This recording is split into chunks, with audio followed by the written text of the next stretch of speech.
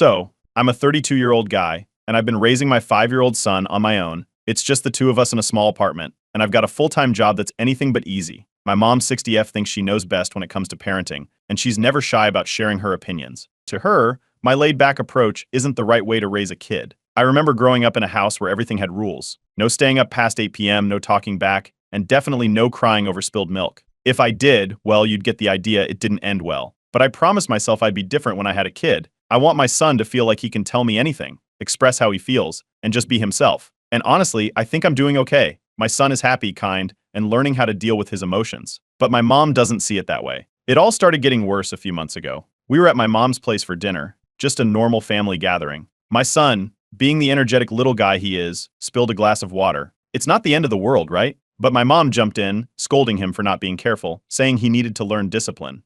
I told her to take it easy, that he's just a kid and accidents happen. But she kept on, saying I was too soft on him, letting him act however he wants. The whole room went quiet, and it was clear that things were getting tense. My son looked at me, confused, not sure why Grandma was upset. After that dinner, my mom started pushing for what she called structure. She'd bring it up almost every time we spoke. According to her, my son needed a strict bedtime, 7 p.m., no exceptions, because kids need discipline. She wanted his mealtime set in stone, no screen time whatsoever, and a bunch of other rules. I listened the first few times, but eventually I had to tell her that I was raising him my way. I didn't want to hear her parenting advice anymore. She waved it off like I was just being ungrateful. Things took a turn when she started showing up at my son's daycare. I found out when one of the staff mentioned that Grandma had dropped by to chat. She'd been talking to them about how my son needed more discipline and suggested they be stricter with him. No one at the daycare followed her advice, thankfully, but the fact that she went behind my back like that, it wasn't cool. When I confronted her about it, she acted like she was just looking out for us. Said that with all her experience, she knew what was best for her grandson. She didn't stop there, though. It's like she couldn't help herself. She'd tell my son stuff like, back when your dad was little, he wouldn't dare act like that. Or, when I was raising your father, we did things differently. It's like she was constantly trying to remind him, and me, that she knew better. I had to step in, telling her that those comments weren't helping anyone, but she just brushed me off again. I tried to explain to her that I'd been working with a child therapist to help my son learn to express his emotions. I thought it would help her see that I wasn't just making things up as I went, but she called it coddling and said that back in her day, kids didn't need therapy, they just needed discipline. I could see she wasn't going to change her mind. Then there was the time she bought him a bunch of clothes and toys. At first it seemed like a nice gesture, but everything she picked out was stuff that fit her style, way more conservative than what I usually get him. It was small, but it felt like another way of trying to push her preferences onto him. In the money, she always found a way to bring up how much she helped me out when my son was born. Back then, I wasn't making much, and she helped us get through some tough times. I've always been grateful for that, but lately she's been using it like leverage. It's like she thinks that because she helped us out financially, she gets to have a say in how I raise my son. The rest of the family got involved too. My aunts, uncles, and cousins all had their 2 cents. Some of them sided with my mom, saying I should be more appreciative of the help she's giving and let her be more involved. Others thought I was doing the right thing by standing my ground. It turned into this whole family drama, and suddenly everyone had an opinion about how I should raise my kid. The worst part was this one family gathering. My mom, in front of everyone, started criticizing how I was raising my son, talking about how he needed more discipline and structure. I could feel everyone's eyes on me, and I just wanted to disappear. My son was playing in the other room, but I could tell he sensed the tension. That night, I made up my mind. I started cutting back on how much time my mom spent with my son, trying to put some space between them. Of course, that just led to more passive-aggressive comments from her. She'd drop by unannounced with gifts, or she'd text me about how sad she was that she didn't get to see her grandson as much. Eventually, I couldn't keep it to myself anymore. I went online, found a subreddit where people talk about family drama, and I laid it all out there. I asked if I was wrong for wanting to raise my son the way I thought was best and for setting boundaries with my mom. Honestly, I didn't expect much from it, but the responses I got blew me away. And that's where everything really started to change.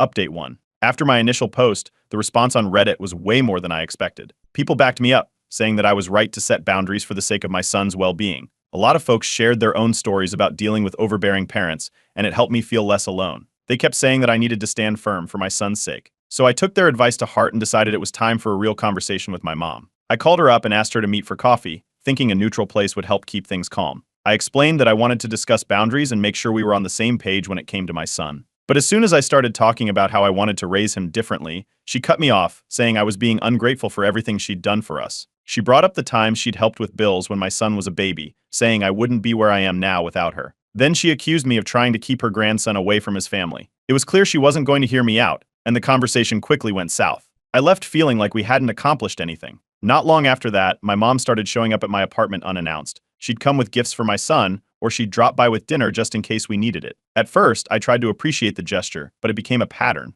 She'd slip in comments like, he shouldn't be watching cartoons so close to bedtime, or he's too old to still be using that baby talk, don't you think? It felt like she was trying to find new ways to insert her opinion into how I was raising my kid, even though I'd made it clear that I didn't want that. My son started getting confused. One day, he asked me why Grandma said he wasn't allowed to watch his favorite show before bed when I said it was okay as long as he finished his dinner first. Another time, he got upset because Grandma told him he should only eat healthy snacks, but I'd let him have a small treat after finishing his vegetables. It was small stuff, but it was starting to mess with him. He didn't understand why Grandma and Daddy had different rules. I brought this up during one of his therapy sessions, and the therapist told me that I needed to keep things consistent for him. She said that if my mom kept undermining me, it would make it harder for my son to understand what's right and wrong. I knew I had to draw a firmer line, but things got even messier. My mom showed up one day with a serious face, saying we needed to talk. She laid out an ultimatum. Either I accept her way of doing things and let her be more involved, or she'd stop helping us out financially altogether. She framed it like she was trying to help me see sense, but all I saw was her trying to control the situation. I told her that I appreciated everything she'd done for us, but I wouldn't compromise on how I was raising my son,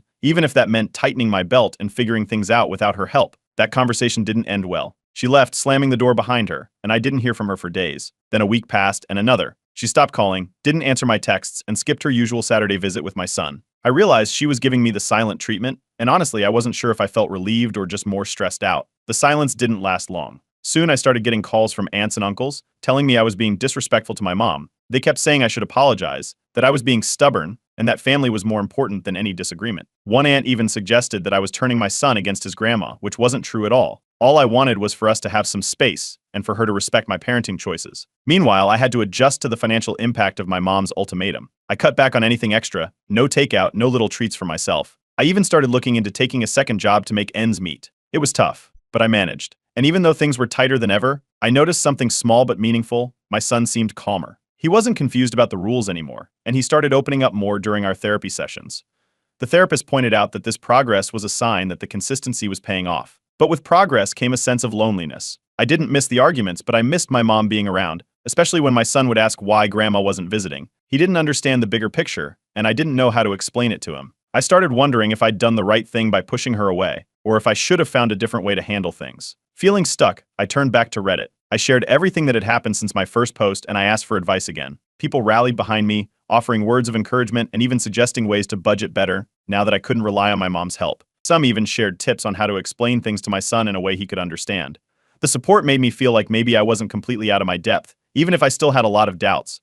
One thing was clear though, I couldn't go back to how things were before. I didn't know what the future held with my mom, but I knew I had to keep standing my ground for my son's sake. And maybe, just maybe, things would work out in the end, even if I couldn't see how yet. Update 2. A few weeks after my last update, things took a sharp turn. My son had a minor accident at school. He fell during recess and hit his head. The school nurse called me immediately, letting me know they were taking him to the hospital just to be safe. I dropped everything at work and rushed over. When I arrived, my mom was already there. I don't know how she found out so quickly, but she looked panicked. She had somehow gotten into the R room and was talking to the doctors. When I walked in, she was grilling them about the care they were giving my son, questioning if they had run the right tests. She kept pointing out that when I was a kid, things were done differently, like she knew better than the professionals. It turned into a scene. The doctor tried to assure her that everything was under control, but she kept pushing. I could see the nurses shooting each other looks. Meanwhile, my son, who was lying on the bed with a small bandage on his forehead, looked between us, confused and a little scared. I stepped in, telling the doctor that I'd handle things from here, and asking my mom to step out with me. She didn't take it well, saying she was just worried about her grandson,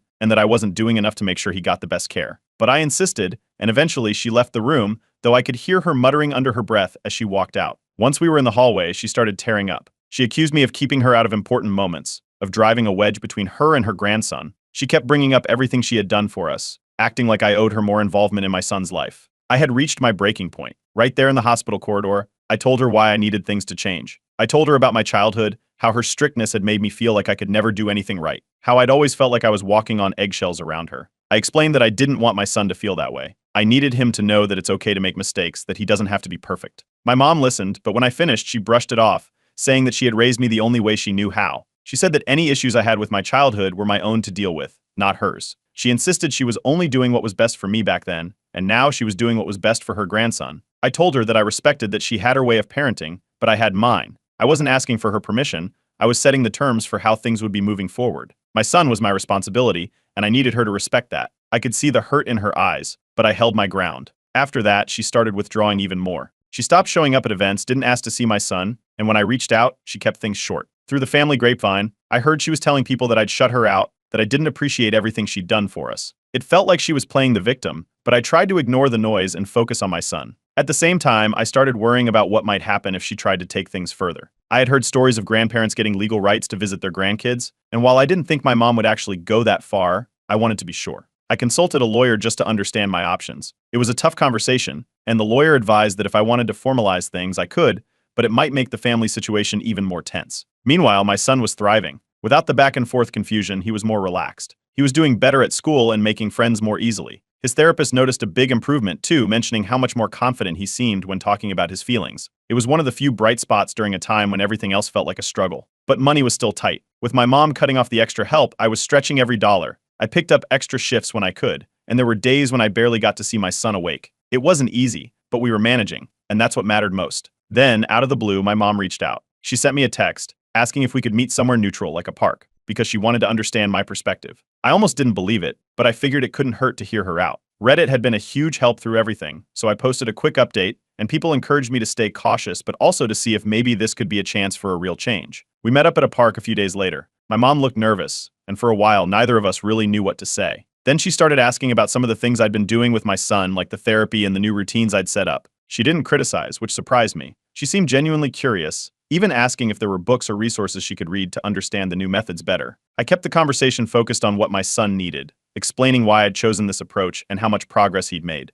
For once, she listened without jumping in to disagree. It wasn't like she suddenly turned into a different person, but there were moments where I thought maybe, just maybe, she was trying to see things from my perspective. We didn't solve everything that day, but we ended on a hopeful note. She agreed to think about how she could be involved in a way that respected my boundaries, and I told her I was open to finding a middle ground. As I watched her walk back to her car, I couldn't help but wonder if this might finally be the start of something better. It wasn't perfect, but it was more than I'd expected when I first made that post. Maybe there's hope after all. Update 3. After that meeting in the park, things slowly started to change. My mom reached out again, and this time she suggested that we attend a therapy session together. At first, I was skeptical, but she seemed genuine about wanting to understand my perspective, so I agreed. We met with my son's therapist, who was willing to facilitate a few sessions with the two of us to help bridge the gap. Our first session was awkward. My mom was defensive at times, but she did listen, which was new. We set some small goals, like her observing one of my son's therapy sessions without offering any critiques. The therapist explained how important it was for my son to have consistency in his life, and my mom nodded along, trying to take it all in. It was slow progress, but at least it felt like a step in the right direction. Over the next few weeks, she attended a couple more sessions. She learned about the techniques I was using with my son to help him express his feelings, and for a while it seemed like she was trying to respect the new boundaries. My son was thrilled to see her more, and I hope this might be the beginning of a healthier relationship between all of us. But old habits die hard. During one visit, she slipped back into her usual ways. She came over with a pile of books about proper child discipline and left them on my kitchen table without saying a word. During dinner, she commented that my son was too soft, and that a little more toughness would do him good. I reminded her that we had talked about this in therapy, but she just shrugged. It was like she couldn't help herself. To make things worse, the family drama didn't stop. My aunts and uncles kept calling, implying that I was using therapy to manipulate my mom. They suggested I was trying to turn her into someone she wasn't, that I was forcing her to change just to fit my idea of parenting. They told her she should stand up for herself more, and I could tell that their words were starting to influence her. It put a strain on the progress we had made. Things came to a head during a family gathering. My son and I were there, and my mom showed up too. At first, everything seemed fine. My son was playing with his cousins, and I thought we might actually get through the day without any drama. But then, out of nowhere, my mom started venting in front of everyone about how I'd changed everything since I became a parent. She said she felt like I was shutting her out and using my son as an excuse to control the family dynamic. It turned into a full-blown argument, with her accusing me of turning my son against her, and she stormed out before I could respond. Afterward, my son asked why Grandma was so upset. He said he missed spending time with her and didn't understand why things couldn't go back to how they were before. It broke my heart to hear him say that, and I started wondering if I was doing the right thing by keeping my distance. Was I being too strict, or should I let her be more involved for his sake? I went back to Reddit for advice, sharing what had happened at the family gathering and my worries about whether I was doing the right thing. As always, people on Reddit were supportive. Many of them said that keeping boundaries was important, but others suggested that maybe there was a middle ground I hadn't considered yet. I spent a few sleepless nights thinking about what to do next. A few days later, my mom reached out with a new proposal. She suggested that we try having occasional visits, but with a mediator present, specifically, the family therapist who had been working with us before. It was her way of meeting in the middle, and I agreed to give it a shot. We set up a schedule for her to see my son once a week with the therapist's supervision. Surprisingly, the arrangement went better than I expected. My mom made an effort to follow the new rules during the visits, and my son seemed genuinely happy to have her around again. He was less confused, and the therapist made sure that everyone stayed on the same page. It wasn't perfect, but it was progress. I could see my mom trying to respect the boundaries, even if she still slipped up occasionally. Not long after, she offered to help out with some of the expenses again. This time, she made it clear that there were no strings attached, no more comments about how I should be raising my son. I hesitated but eventually accepted, knowing how tight things were financially. It gave me a little breathing room, and I was grateful for that. Even though things were getting better, I kept my guard up. I knew how quickly my mom could revert to her old ways, and I wasn't ready to let my guard down completely. But one day during therapy, she admitted something I hadn't expected. She told the therapist that a big part of her struggle was the fear of becoming irrelevant in our lives. She was scared that as my son grew up, there wouldn't be a place for her anymore, and that fear had made her hold on too tightly. It was a moment of clarity for both of us. I hadn't realized just how much her actions were driven by that fear. Understanding this didn't excuse everything she had done, but it helped me see where she was coming from. And I think it made her realize that she needed to change if she wanted to have a real role in my son's life. We both knew that this wasn't a quick fix. There were still a lot of issues to work through, but for the first time in a long time, it felt like we were on the same side. We left that session with a sense of cautious optimism. It wasn't like everything was magically solved, but we both acknowledged that we had a long way to go, and we were willing to try. And that, at least, felt like progress. Update 4. Things were going relatively smoothly after we started the therapy sessions and agreed on supervised visits. My mom was following the rules, and my son was happy to see her. But then, she showed up unannounced at one of my son's school events. It was a small parent-child activity day, nothing major, but I hadn't told her about it since we'd been sticking to the agreement, supervised visits only. I walked into the school gym, and there she was, sitting in the bleachers, waving at my son. He was excited to see her, but I couldn't help but feel like she'd crossed a line.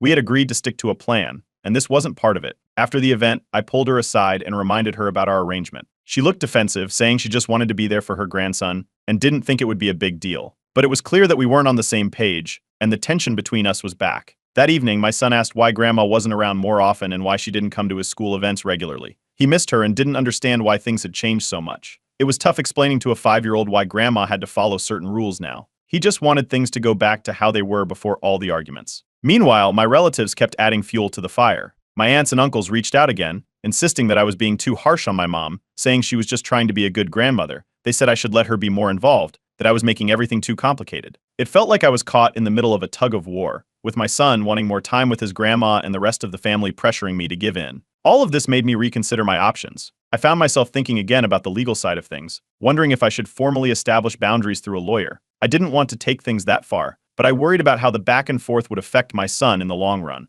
I wanted to make sure I was protecting him, even if it meant more paperwork and possible fallout with my family. Before I could act on those thoughts, my mom surprised me with an apology. She sent me a handwritten letter, something I hadn't seen from her in years. In it, she acknowledged that she had overstepped by showing up at the school and admitted that she struggled with feeling left out. She said she wanted to do better, and that she hoped we could find a way to make things work. I took the letter to our next therapy session and shared it with the therapist. She suggested we try a new approach, letting my mom have a bit more responsibility but with clear limits. We agreed on a new set of boundaries, where my mom could pick up my son from school once a week. It would be a sort of trial period, with the understanding that if she overstepped again, we'd go back to the previous arrangement. The first week of the trial period, I was on edge, waiting for something to go wrong. But my mom showed up on time, stuck to the plan, and even called to double-check some details about his routine. My son was thrilled to have Grandma pick him up, and I could see how happy it made him. I have to admit, it was a relief that things went smoothly, and I hoped it could stay that way. As the weeks went by, my mom surprised me again. She started bringing books on modern parenting techniques to our sessions, asking the therapist questions, and even discussing some of the things she'd read with me. It was a huge change from her usual approach, and it caught me off guard. For the first time, it felt like she was genuinely trying to understand the choices I was making as a parent. With the stability that came from my mom's no-strings-attached financial help, I was able to shift my focus back to work and even managed to take a part-time job that allowed me more time with my son. It made a huge difference in our daily lives. We weren't struggling as much, and I had more energy to spend with him on the weekends, just playing and being together without worrying about every little expense. I posted an update on Reddit about the changes, sharing how far things had come since my first post. I was honest about the challenges, too, how hard it was to balance my son's needs, the pressure from my family, and my mom's efforts to change. But I also wrote about the progress we'd made, the little victories like my mom respecting our boundaries and my son's happiness at seeing her again. The responses were encouraging, and it felt good to look back and see how much we'd managed to work through. With the holidays coming up, I wasn't sure what to expect, but when we gathered for Thanksgiving, it was different this time. My mom stuck to her new role, focusing on spending quality time with my son without stepping on my toes. There were no comments about how I was raising him, no passive-aggressive remarks about my decisions. My son was just happy to have his family together, and for the first time in years, we got through a holiday dinner without a single argument. It wasn't perfect. There were still moments when I caught my mom biting her tongue, clearly holding back something she wanted to say. But she was trying, and I could see the effort. As we all sat around the table, my son proudly showing off a drawing he'd made at school, I felt a small sense of relief. Maybe it's not the fairy tale ending some people might hope for, but it's a start. We've come a long way from where we were, and while I know we still have a long way to go, I'm starting to believe that we might actually make it through this. Maybe there's still a chance for us to build a better future. For my mom, for my son, and for me. Update 5. It's been a few months since my last update, and things have changed in ways I never thought possible. The journey hasn't been easy. There have been setbacks and rough patches, but overall I think we've made progress. Therapy has continued to play a huge role in all of this. My mom and I still attend sessions together, and they've become a space where we can talk about the hard stuff without it turning into a fight. My mom has been making a real effort to keep the boundaries we set, even though it's clear it's not always easy for her. She slips up sometimes, like when she starts giving unsolicited advice or tries to push a little too much during family dinners. But the difference now is that she recognizes it. A couple of times, she's caught herself mid-sentence, taken a breath, and apologized for overstepping. It's a big change from before, when she would have doubled down and insisted she knew best. My son has noticed the change, too. He loves spending time with his grandma, and because there's more consistency in their interactions, he seems less anxious. He looks forward to the days she picks him up from school, and he's even started learning some of the hobbies she's picked up, like gardening. She's been teaching him how to grow tomatoes in pots on our small balcony, and he's proud of every little sprout. It's become their thing, something they can bond over without all the drama that used to come with their visits. But of course, nothing is ever that simple. Some of my extended family doesn't see the point of all this effort. They've criticized the therapy sessions, saying they're a waste of time, and that I'm just making things harder on myself. They think I should let my mom be more involved without all the extra rules. I've had to tune out their comments, reminding myself that they weren't there for the arguments and tension. They don't see the difference it's made for my son or how much calmer things have become at home. Surprisingly, my mom has even defended me to them. At a family gathering, one of my uncles started talking about how things would be easier if we just went back to the old way. My mom cut him off, saying that our situation might not make sense to everyone, but it was working for us. I was stunned. This was the same woman who used to insist that her way was the only way. It felt like a real turning point, a sign that she was committed to making this work. Reflecting on everything that's happened, I can see how this whole ordeal has forced me to confront my own past, too. I had to think about what kind of parent I wanted to be and why it was so important to raise my son differently. It hasn't just been about setting boundaries with my mom. It's been about understanding my own triggers and finding a balance between protecting my son and allowing him to have a relationship with his grandmother. It's been tough, but it's made me a better dad, I think. For my mom, the change has been just as significant. She's found new ways to be a part of my son's life without overstepping. The gardening is one thing, but she's also started coming up with little projects they can do together, like baking cookies or building birdhouses. It's been good for both of them, giving her a sense of purpose while respecting the limits we've put in place. But like any story, there was a major setback recently. My mom had a rough week. She was stressed out with some health issues, and I think it all got to her. One afternoon, she came over while I was at work and started rearranging my son's room, saying she thought it would be better for him. When I came home and saw what she'd done,